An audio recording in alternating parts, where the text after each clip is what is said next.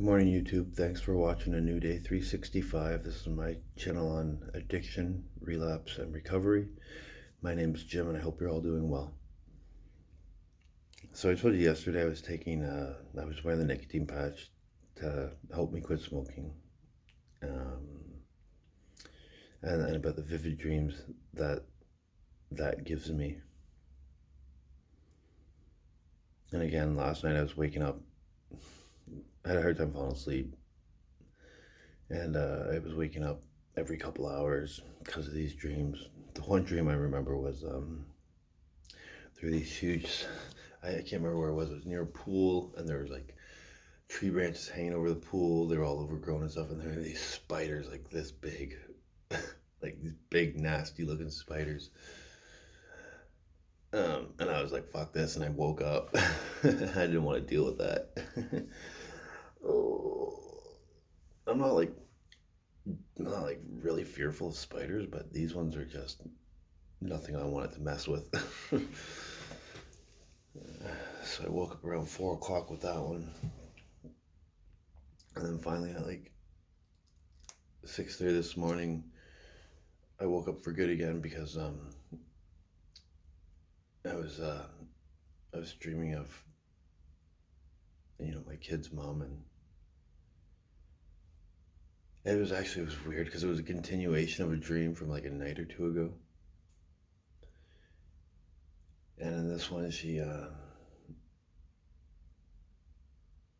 told me that she loved another man. Like, I had found like someone's phone number, and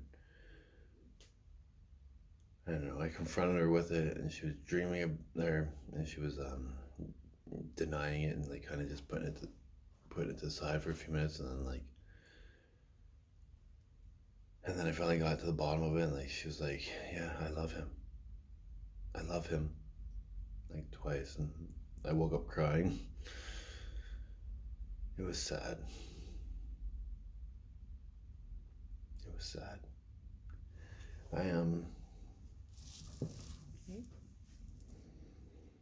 It's tough. She left in October. I was with her for 12 years. 12 years is a long time. And, I guess I miss her. I'm coming to terms with the fact that we're not together. And,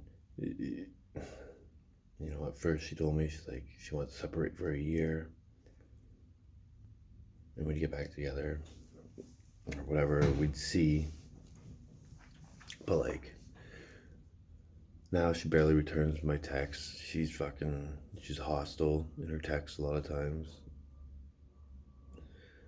The other day she texted me blaming me for my son being mad or something like that, and like, and I thought maturely text back saying, Rabia, I'm not even in the house. Like, the kids don't see me angry. I haven't shown any anger towards them.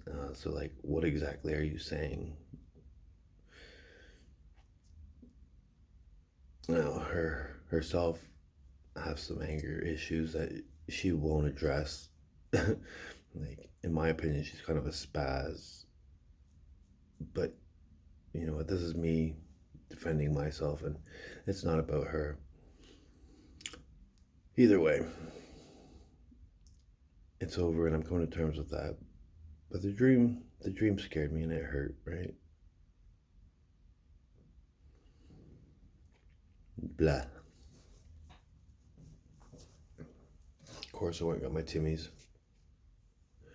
It's snowing here in Toronto. It's I don't know if I said, but it's like 10 to 7 in the morning.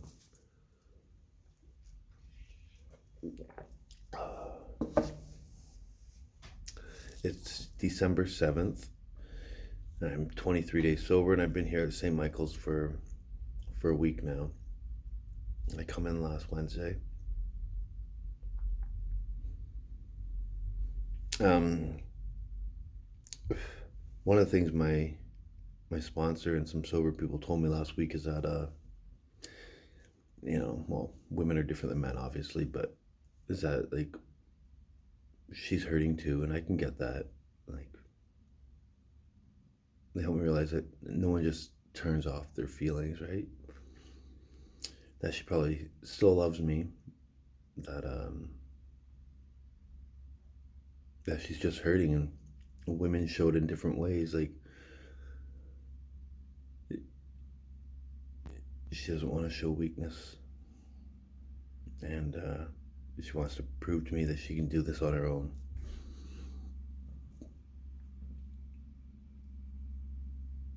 And I know that she's got the kids and she's working full time, and I know things are very, very stressful for her. So I try to keep that in mind. Like, you know, I gotta be kind. The other, the other thing is like, I don't know if it's ego, if it's pain, if it's, I don't even know if it could be self respect. Like, if she doesn't want to answer 90% of my texts or respond back, then and she makes and she says that, like, and she expects me to just wait a year and then want to come back. Like, I mean, no, no, right? Like, you don't talk to me now, and I don't know. Early recovery sucks because, like, there is that level of loneliness, and that's tough, right?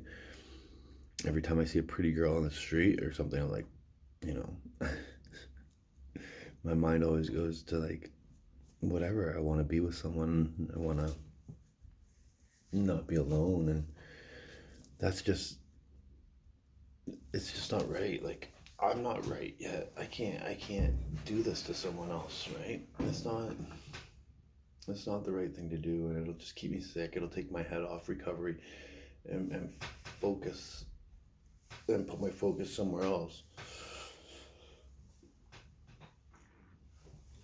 I need to get right with myself before I can even think of being with another person.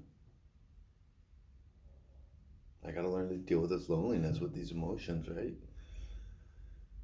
Um, they talk about it in the 12-step rooms a lot. Like, right, if you stop growing and you stop maturing at the age that you start using, if you're young and your brain's undeveloped, right? Like, so, like, I kind of believe it. Like, I have the emotional maturity of a 14-year-old. I stopped growing at that time, right? And I gotta learn to. Oh, I gotta learn how to live life on life's terms, right? You know, I don't expect to be happy all the time. Um, that's what life is, right? Life is a roller coaster of emotion, but it's about what do you do with those emotions, right? And that's gonna take some time. That's gonna take some time.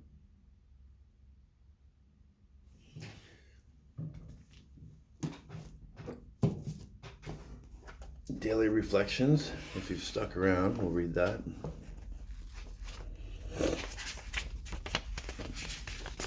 Love with no price tag. Interesting.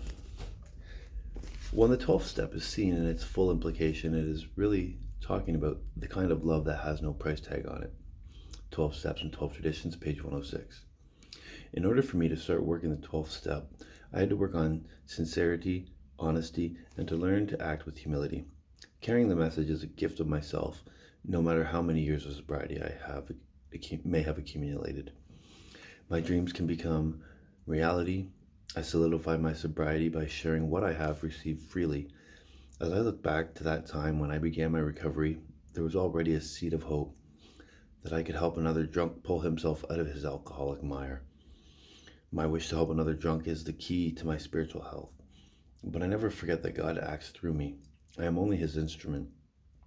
Even if the other person is not ready, there's success because my effort in his behalf has helped me to remain sober and to become stronger. To act, to never grow weary in my 12-step work is the key. If I am capable of laughing today, let me not forget those days when I cried. God reminds me that I can feel compassion.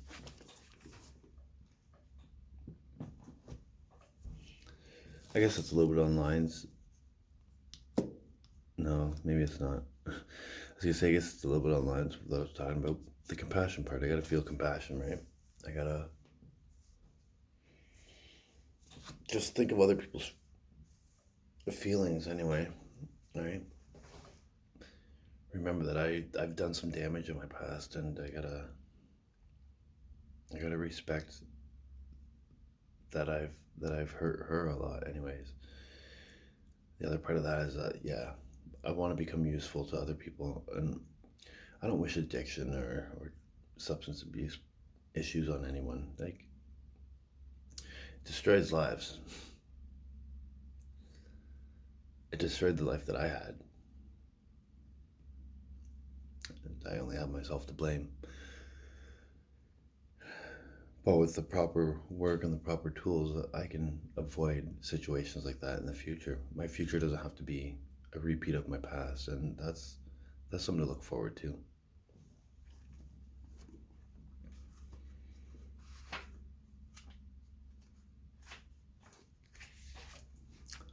From a new day, December 9th. The principal part of faith is patience. George MacDonald.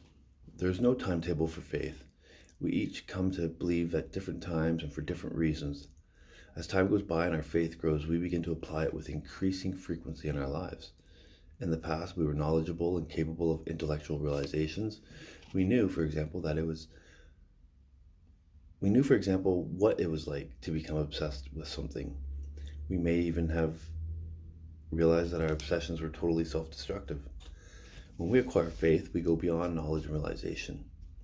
We discover a way to do something about our character flaws.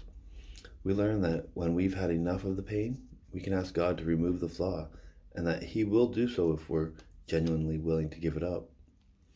Because of the intensity of the pain, naturally we want immediate relief. After all, we are only human.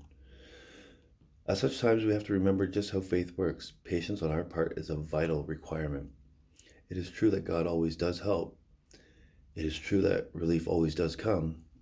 But it is also true that these manifestations of God's power take place in His time, not ours. Thought for today: patience is not a cross to bear, but an essential ingredient of faith. And that's pretty amazing too, right? Because that is long lines, but what I was talking about, right? Pardon me. I have to learn patience. And as a drug addict, as a meth addict, I want what I want, and I want it yesterday, right? It's just, I'm just so used to living like that. I've got to change those attitudes. It's funny how just reading those books can, turn the table. I feel a little bit of relief from those. Not because there's hope I might get back with her, but just because I know God has a plan, and I don't know what it is, and who knows? It could be better. It could be much better. And it could be something completely different. I don't know. But with patience, if I stop trying to control everything, in time, God's plan will start to unfold. That's all I got for this morning. I hope everyone has a great day. I love you, and be blessed.